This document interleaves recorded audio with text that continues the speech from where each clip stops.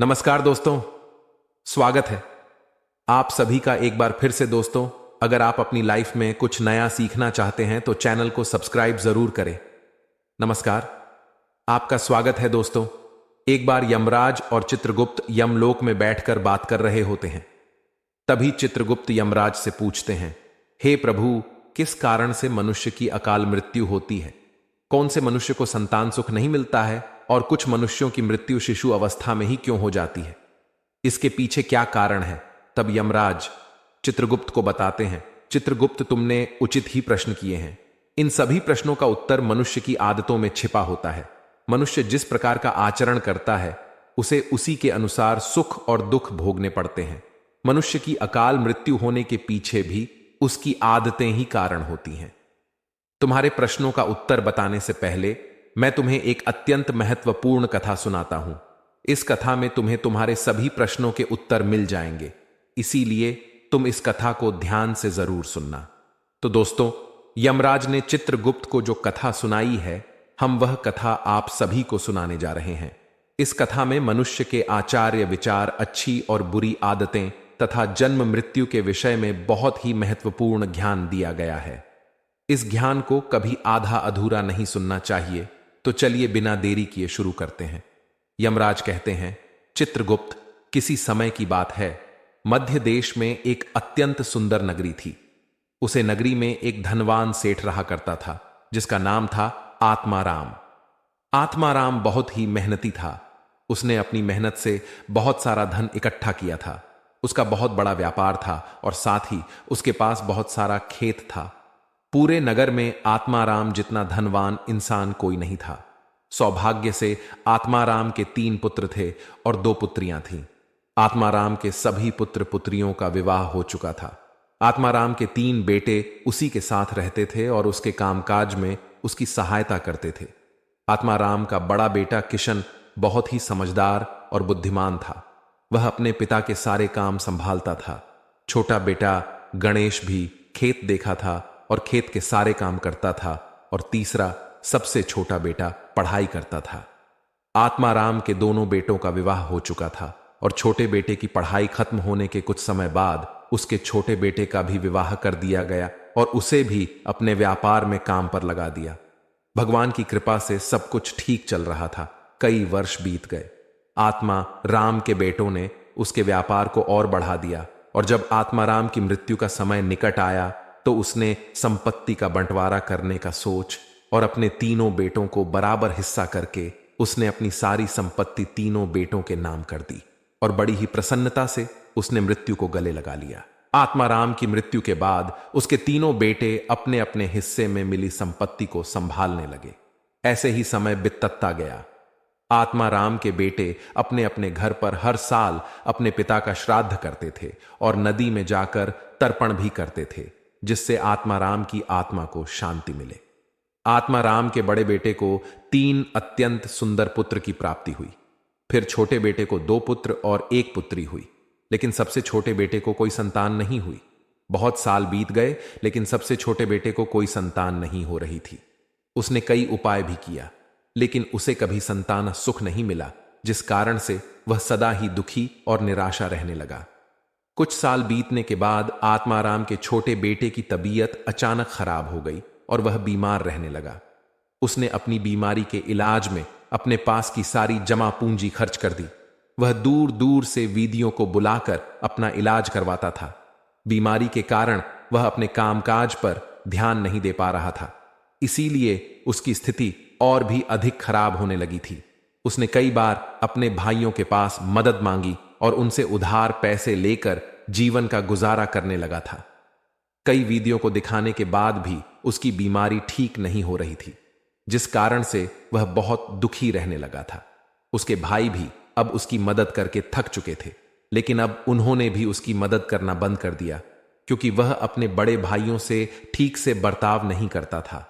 वह अपने भाइयों की उन्नति देखकर जलने लगा था और उनसे द्वेष करने लगा था, जिस कारण से वह और भी अधिक दुखी रहने लगा था। फिर एक दिन अचानक उसकी मृत्यु हो गई और फिर यम के दूत उसे लेने के लिए उसके पास आ गए। यम के दूत उसे घसीटते हुए यमलोक लेकर जाने लगे। फिर यमलोक पहुंचने पर उसे यमराज के सामने लाकर खड़ा कर दिया गया। वहां पर जाने के बाद वह छोटा बेटा रोता हुआ यमराज से पूछने लगा, है यमराज, मैंने ऐसा कौन सा पाप किया है जिससे मुझे ये दिन देखना पड़ रहा है? मैं तो कितना अच्छा भला इंसान था, लेकिन किस कारण से मुझे अचानक रोगों से ग्रसित कर दिया? किस कारण से मेरा सब कुछ नष्ट हो गया?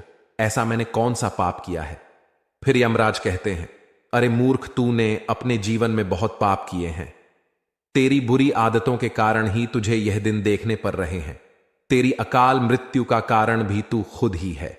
अब मैं तुम्हें बताता हूं कि तूने शास्त्रों के कौन से नियमों का उल्लंघन किया है जिसका कारण से तेरी यह दुर्दशा हुई है। जो भी मनुष्य शास्त्रों के नियमों का उल्लंघन करता है उसकी भी दशा तेरे जैसी ही होती है। यमराज उस छोटे बेटे से कहते हैं, मनुष्य को हमेशा अपने 5 अंगों को साफ करके ही भोजन करना चाहिए। दोनों पैरों को तथा दोनों हाथों को और अपने मुख को जल्द से अच्छी तरह से स्वच्छ करके ही भोजन करना उचित होता है। इससे मनुष्य के शरीर से रोग दूर रहते हैं और व्यक्ति दीर्घायु बन जाता है। किंतु तूने तो बिना स्नान किए ही भोजन किया है। यमराज कहते हैं, भोजन शुरू करने से पूर्व उस भोजन के लिए भगवान को धन्यवाद देना चाहिए और संसार के समस्त प्राणियों को भोजन प्रदान करने की प्रार्थना करनी चाहिए। इस प्रकार से अन्य देवता को प्रणाम करके भोजन करने से मनुष्य को कोई पाप नहीं लगता है। लेकिन तूने ऐसा कोई भी कार्य नहीं किया। तूने कभी ईश्वर का धन्यवाद नहीं किया। तूने कभी प्राणियों को भोजन नहीं दिया, कभी द्वार पर आए भिक्षुक को अन्न नहीं दिया। इसी कारण तेरी यह दुर्गति हुई है। यमराज कहते हैं, जमीन पर बैठकर भोजन करना ही श्रेष्ठ होता है। बिस्तर पर बैठकर भोजन करने से मनुष्य के शरीर में रोग उत्पन्न होते हैं और उसकी आयु कम हो जाती है। तू बड़े आराम से बिस्तर पर बैठकर भोजन करता था, इसी कारण से तेरे शरीर में रोग निर्माण हुए। शास्त्र कहते हैं कि दहलीज पर बैठकर भी भोजन नहीं करना चाहिए, किंतु तूने इस नियम का भी पालन नहीं किया, जिससे तेरी धन संपत्ति भी नष्ट हो गई। दहलीज पर बैठकर भोजन करने से धन का नाश होता है। यमराज कहते हैं, 3 प्रकार का भोजन मनुष्य को नहीं करना चाहिए, जिसे भोजन के ऊपर से कोई पैर रखकर चला गया हो अथवा कोई व्यक्ति भोजन को लांघ कर गया हो। ऐसे भोजन को कभी खाना नहीं चाहिए।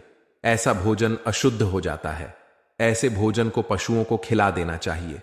दूसरों के द्वारा लगा गया भोजन खाने से मनुष्य की आयु कम हो जाती है और उसके शरीर में भिन्न भिन्न प्रकार के रोग उत्पन्न होते हैं। यदि भोजन में बाल निकल आता है तो ऐसा भोजन त्याज्य हो जाता है। यदि अन्न में बाल निकलता है तो उसे ईश्वर को कभी प्रसाद के रूप में नहीं चढ़ाना चाहिए और ना ही स्वयं खाना चाहिए। यमराज उसे कहते हैं, दूसरों लिए परोसा हुआ भोजन भी नहीं खाना चाहिए। जो मनुष्य दूसरों का भोजन छीन के खाता है अथवा किसी को बिना दिए ही स्वयं उसे अन्न का उपभोग करता है, उससे देवी अन्नपूर्णा रुष्ट हो जाती है। भोजन सभी में बांटकर खाना चाहिए। दूसरों के हिस्से का भोजन करने से मनुष्य के पुण्य कर्म नष्ट हो जाते हैं, लेकिन तूने इनमें से किसी भी नियम का पालन नहीं किया। इसी कारण से तेरी आयु कम हो गई। शास्त्रों के अनुसार दिन के समय में मनुष्य को उत्तर की ओर मुंह करके मलमूत्र का त्याग करना चाहिए।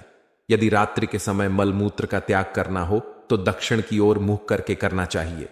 मलमूत्र का त्याग करते समय हमेशा अपने सर को ढक कर रखना चाहिए। किसी भी पैर के नीचे कुएं के पास, नदी के किनारे, गौशाला के पास, देव मंदिर, अग्नि के पास तथा श्मशान भूमि के पास कभी मलमूत्र का त्याग नहीं करना चाहिए। शास्त्रों में कहा गया है, खड़े होकर भी मलमूत्र का त्याग नहीं करना चाहिए।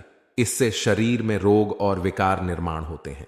इसके साथ ही पूरी तरह से निर्वस्त्र होकर भी मलमूत्र का त्याग नहीं करना चाहिए। चलते चलते कभी पेशाब नहीं करना चाहिए, इससे जीवन में दुर्भाग्य आता है। जूते पहनकर, छाता लगाकर भी मलमूत्र का त्याग करना अनुचित माना जाता है।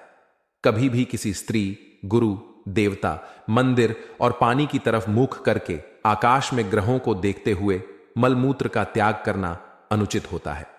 रात्रि में चंद्रमा और अग्नि की तरफ देखते हुए भी मलमूत्र का त्याग नहीं करना चाहिए। इससे जीवन में दुख और संकट आते हैं। मलमूत्र का त्याग करने के बाद उसे भाग को स्वच्छ करना चाहिए